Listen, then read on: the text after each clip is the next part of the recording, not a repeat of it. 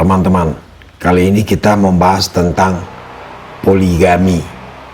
Karena ada yang bertanya, Bang, saya ingin beristri 2, boleh nggak katanya. Jadi kita lihat nih, hukumnya boleh nggak beristri lebih dari 1 di negara kita. Kalau poligami ya, kalau kita lihat dari Kamus Besar Bahasa Indonesia, artinya adalah sistem perkawinan yang membolehkan seseorang mempunyai istri atau suami lebih dari 1 orang. Kemudian dasar hukumnya pasal 3 ayat 2 Undang-Undang Perkawinan. Pengadilan dapat memberi izin kepada seorang suami untuk beristri lebih dari seorang apabila dikehendaki oleh pihak-pihak yang bersangkutan. Jadi di pasal 3 ayat 2 Undang-Undang Perkawinan menegaskan bahwa pengadilan dapat memberi izin kepada laki-laki untuk beristri lebih dari seorang. Tentunya kalau dikehendaki pihak-pihak tadi ya.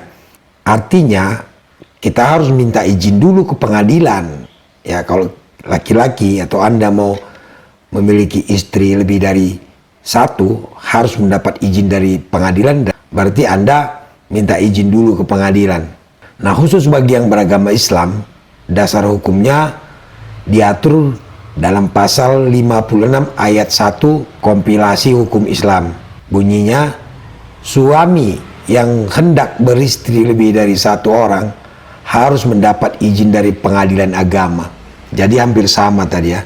Hanya saja untuk yang beragama Islam mendapat izin dari pengadilan agama.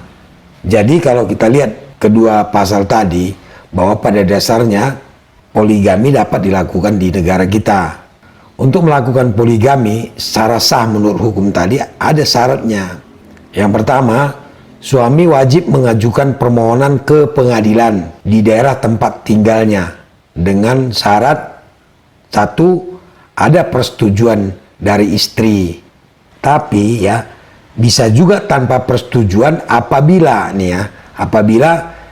istri tidak mungkin dimintai persetujuannya dan tidak dapat menjadi pihak dalam perjanjian. Kedua, tidak ada kabar dari istri selama 2 tahun.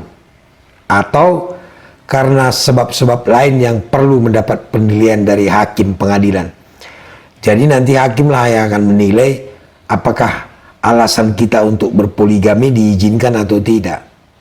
Kemudian adanya kepastian nih bahwa suami mampu menjamin keperluan hidup istri-istri dan anak-anak mereka. Jadi harus dipastikan bahwa dia mampu membiayai hidupnya. Ya, jangan nanti untuk makan sendiri aja susah, mau istri banyak pula. Dan yang terakhir, harus pula ada jaminan bahwa suami akan berlaku adil terhadap istri-istri dan anak-anaknya. Nah, syarat yang kedua, pengadilan hanya memberikan izin berpoligami jika A, istri tidak dapat menjalankan kewajibannya sebagai istri. Ya, jadi si istri ini tidak bisa menjalankan kewajibannya selaku istri. Nah, itu bisa alasan untuk berpoligami. Kemudian istri mendapat cacat badan atau penyakit yang tidak dapat disembuhkan. Nah, karena sakit istrinya sehingga tidak bisa melayani suami pun bisa alasan untuk berpoligami.